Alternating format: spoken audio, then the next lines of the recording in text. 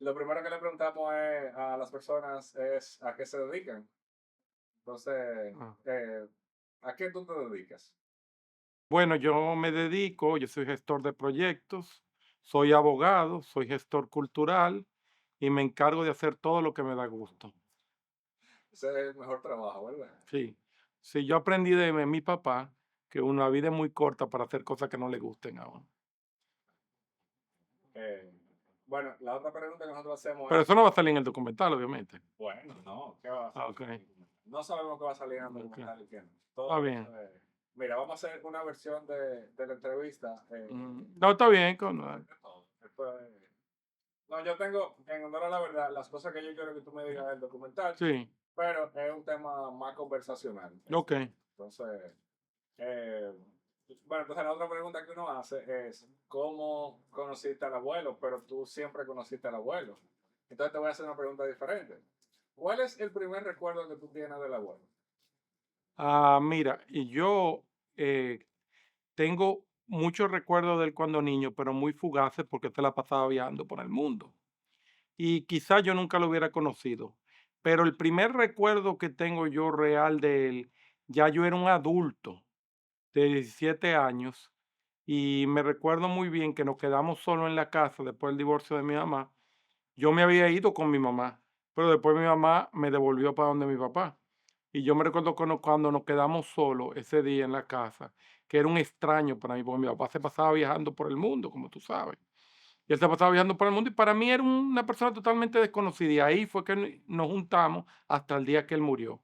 Y yo le pongo esa fecha, el año 1989, 1990, y lo recuerdo perfectamente. Nos quedamos solos en la casa y para mí era un extraño. Pues yo había estado pegado siempre de mi mamá. Pero yo era adulto, Vilma, yo tenía 17 años, esos 18 años, cuando tengo que averiguar, no me recuerdo. Y ahí es que yo recuerdo, y me recuerdo cuando nos quedamos solos en la casa, porque para mí eso fue lo peor que me pudo haber pasado en la vida. Y sin embargo, fue lo mejor que me pasó. ¿Tú entiendes? Porque yo decía: "Concho, me tengo que quedar con este hombre", porque para mí era una persona ajena que se pasaba viajando por el mundo, y yo era muy de mi mamá, como tú con tu mamá, pero muy pero yo no veía a mi papá como tú el tuyo, entonces, o sea, básicamente eso es lo que yo recuerdo. No es un día, es una circunstancia lo que recuerdo. Claro. Sí, te voy a decir la verdad, tú sabes, porque debería decirte que cuando niño me cargó, me levantó, pero no, yo no recuerdo nada de eso, porque yo vivía en la falda de mi mamá. Era una cosa, o sea, yo lo mantenía a él lejos de mi vida. O sea, para que tú entiendas, Guillermo, tú no sabes cómo tú empiezas, sino cómo tú terminas. ¿Entiendes lo que quiero decir? Porque todo el destino era para que yo fuera el hijo de mi mamá. ¿Y qué fue lo que yo fui? El hijo de mi papá. Entonces yo viví dos etapas, de los 1 a los 18, el hijo de mami, y de los 18 hasta los 59, hijo de papi. Claro. Y tú sentiste que, entonces, ¿cómo fueron, entonces, en esas circunstancias los primeros años con él? O sea, ¿tenían encontronazos o era fluida? No, nosotros éramos uña y carne. Inmediatamente yo estuve con él y yo lo empecé a conocer. Porque ahí es que yo lo conozco, pero quedamos yo y él en la casa y ya él no viajaba, ya no era internacional, yo era nada. Y el primer encontronazo que tuve yo con él era que yo no quería estudiar. Yo te hice esa historia el otro día. Esa historia es buenísima, vimos. Mira, resulta que mi papá, que mi papá era especial, resulta que yo me quedo viendo con mi papá en la casa. Y entonces yo no quería estudiar, pero mi papá tenía una obsesión marcada de que sus hijos estudiaran. Y yo te lo expliqué que él me escribió en la universidad y me escribió estudiar economía. Y esa fue la entonces siempre nosotros peleábamos porque vivíamos juntos, pero en honor a la verdad, nosotros éramos los mejores amigos. Tú tienes que comprender que nadie conoce a Henry Molina mejor que yo. Eso es importante que tú lo pongas en el documental. Nadie lo conoce mejor que yo, porque yo viví cuando estaba con él solo, del 1990 hasta que murió.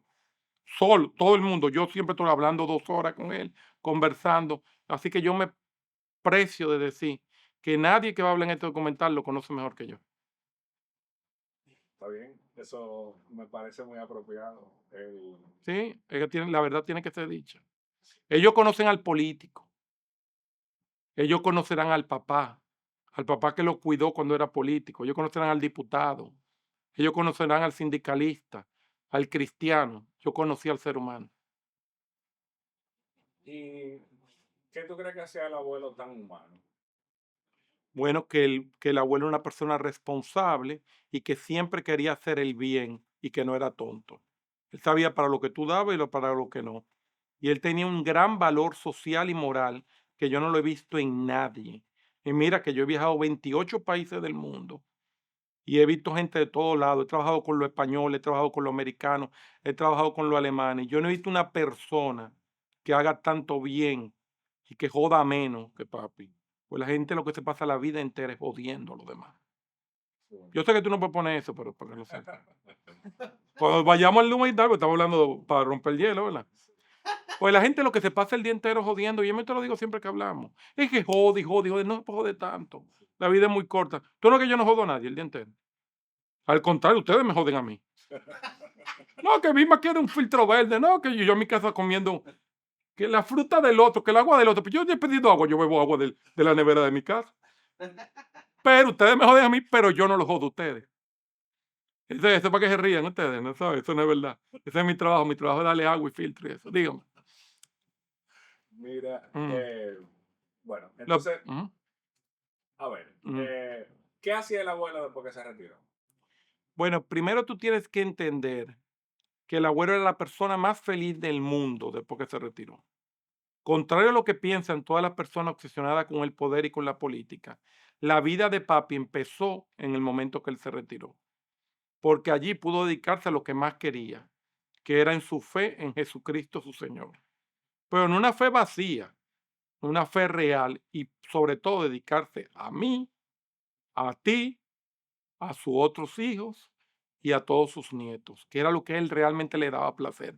Mire, le voy a contar una cosa para que ustedes entiendan por qué yo digo que él fue feliz. Un día él estaba emocionado porque encontró una caja de Voltaren. Creo que eso sí se llamaba, tengo que buscar el nombre de la medicina. Y me enseñó la caja y fue desesperado a mí, me tocó en mi habitación, que era al lado de la de él. Ta, ta, ta. Luis Emilio, mira lo que encontré. Y me enseña no es Voltaren, porque Voltaren es una cosa para el estómago, que ya se descontinuó. Y él me dijo, mira, encontré la caja de esa medicina, que te busca el nombre. Y me dice, mira, Luis Emilio, mira esta caja. Y yo le digo, papi, es una caja de una medicina vieja.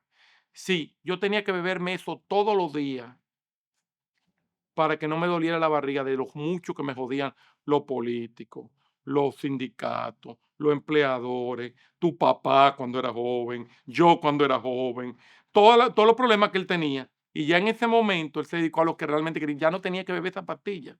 Entonces tú sabes que él se bebía un jugo de lechosa todos los días de la mañana, porque resulta que él estaba en Rusia y Brezhnev bebía mucho, que era el secretario general de Rusia, de la URSS, de la Unión de Repúblicas Socialistas Soviéticas, bebía mucho lechosa. ¿Cómo él lo sabe? Bueno, él está fuera de su hotel en Moscú y entonces pasa un camión lleno de lechosas hawaianas, unas lechosas que son chiquitas, y pasa el tipo y dice y le pregunta a su intérprete slash seguridad para que no te juntes con lo que nosotros no queremos, que tenían los rusos. Y entonces le dicen, él le pregunta al intérprete que hablaba español, le dice, ¿y ese camión lleno de lechosa, coño, en Moscú, en medio de la nieve, un camión lleno de lechosa pequeña? Y dice que el camarada Brezhnev bebe jugo de lechosa para un cáncer en el estómago que él tiene. Entonces papi lo bebía todos los días, literalmente, y murió de otra cosa, el cáncer no. Entonces, lo que te quiero decir es que él no tenía dolor de estómago, él se levantaba todos los días a las 5 a.m. de la mañana, cantando tan cerca de mí, que hasta lo puedo tocar. Ese era a las 5 de la mañana, todavía yo me levanto así en la mañana. Y él recordando, entonces él se iba a misa a las 5 de la mañana. Y eso es lo que él hacía. Y eso es lo que realmente él siempre quiso hacer toda su vida. Pero la vida lo llevó por otro camino. Mm. Sí, realmente la vida lo llevó por otro camino y tú sabes, cada quien tiene como un pedazo de rompecabezas de lo que forma Mm. ese personaje del abuelo. Eh, Tú sabes que él estaba en la revolución y hay un cuento que a mí me gustaría que tú hicieras para ponerlo en el documental, ese sí. Ah, qué bueno. Tenemos que hablar del documental también, Claro, ¿verdad? claro. Pero es el cuento de cuando tú estabas en la Junta Electoral. Ah, sí. Mira, ese es buenísimo. Pero entonces, resulta que mi papá me pregunta un día, él nunca quería que yo trabajara, pues él decía que lo que tú tienes que estudiar, porque él quería que sus hijos fueran profesionales porque él nunca fue profesional. Entonces él quería que tuvieran un título cuando eso se usaba, se dice que licenciado, doctor, ese tipo de cosas. Y entonces él dijo, tú tienes que tener una profesión. Y él no quería que yo trabajara, pero yo estaba desesperado por trabajar. Yo te digo manganzón y grande. y entonces me pusieron en la Junta Central Electoral cuando el presidente era el doctor César Estrella Saladá, una de las personas más serias que ha existido. Y uno de los miembros era Juan Zuli Bonelli, que era hijo de Rafael F. Bonelli, que fue presidente de la República. Y entonces yo iba pasando por el despacho de Zuli Bonelli, y Zuli Bonelli me vio de lo lejos y me dijo, Henry. Pues yo me decían Henry. Ustedes no sabían que yo me llamaba Luis Emilio, me decían Henry, por mi papá. Henry, ve acá. Estaba Zuli Bonelli limpiando su escritorio y yo me asomo y le digo, dígame, don Juan. Porque se llama Juan Zuli Bonelli. Y le digo, no, mira, tú ves. ¿Y tu papá cómo te? Le digo, no, él está bien allá en casa. Yo siempre trato de verlo porque a él no le gustaba ver a las personas. Cuando él estaba retirado, él evitaba verlos. Si tú lo querías ver, tenías que ir a la iglesia o a su casa. Cuando lo llamaban, él siempre me hacía esa seña. Esa seña quiere decir, no estoy. Entonces, resulta que me dice Juan Zuli, ¿y tu papá? Dile a él que yo quiero hablar con él, que si él puede venir aquí a la junta. Y yo, sí, sueña, soñador. Y entonces me dice Juan Zuli, tú sabes una cosa, tú haces una historia. Cuando yo era muy joven, mi papá era presidente y mi papá llamó a tu papá para que fuera. Y cuando fue allá al Palacio Nacional, le entregó una caja llena de pistola y le digo, esto es para que ustedes, los trabajadores, se defiendan. Papi cogió su pistola, su caja de pistola y se la llevó. Eso me dijo Juan Zuli Bonel. Sí, y él tuvo su revólver hasta que se murió. Claro, ese revólver se lo entregué yo a Mármol cuando él murió. Oh, sí. ¿Qué tú crees que él se retiró? Mira, el retiro de papi es básicamente porque él nunca fue apegado al poder, ni al dinero, ni nada. La única cosa que a papi realmente le interesaba era hacer el bien. Entonces él había cumplido un ciclo, él había colaborado y él sabía que tenía que darle paso a otras personas y continuar. La gran tragedia, me decía, de la República Dominicana es que la gente no se retira y no le da paso a los jóvenes. No solamente era esa relación con su trabajo, pero también su relación en familia. ¿Cómo era después? ¿Cómo él, por ejemplo, te pedía que te comportaras con la abuela Carmen y eso, luego de que se divorciaron?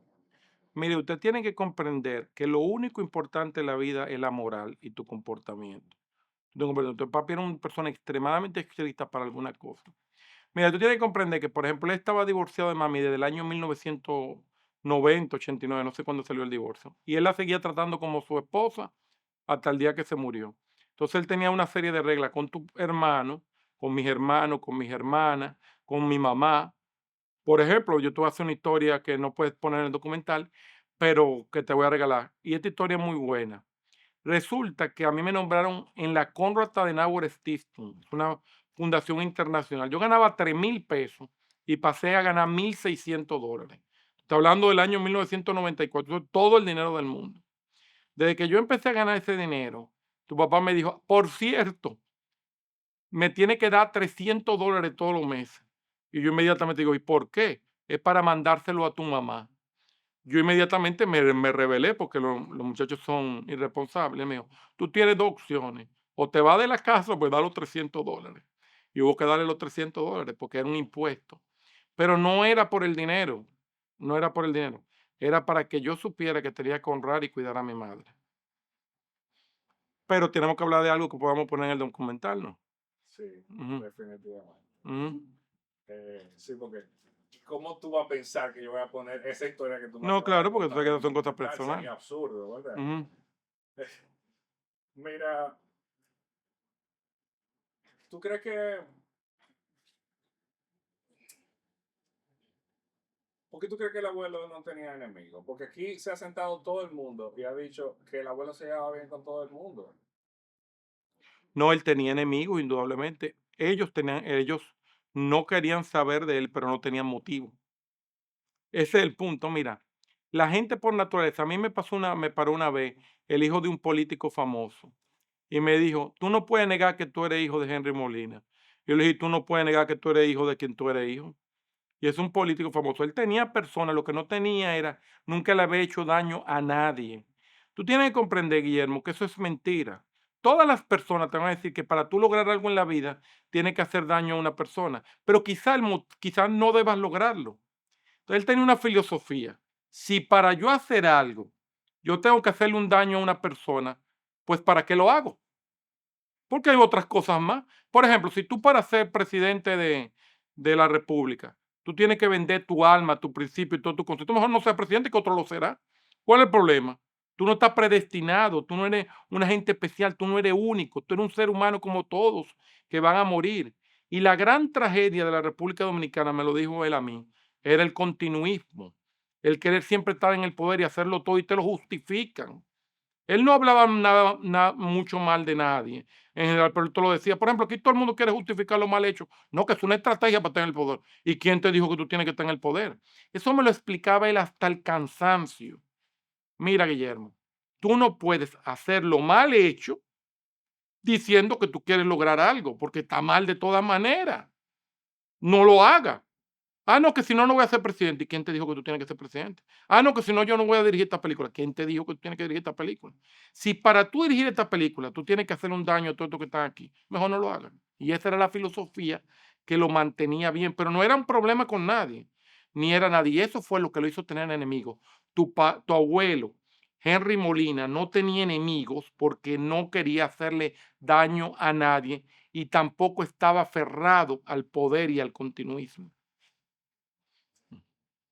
Yo tengo todo lo que yo necesito para mi documental de Mm. ti. ¿Tú quieres decir algo adicional? Sí, mira, yo te voy a decir algo que lo quiero dejar para mis hijos. Yo quiero decirle a mis hijos, que tengo tres, pero no tener más.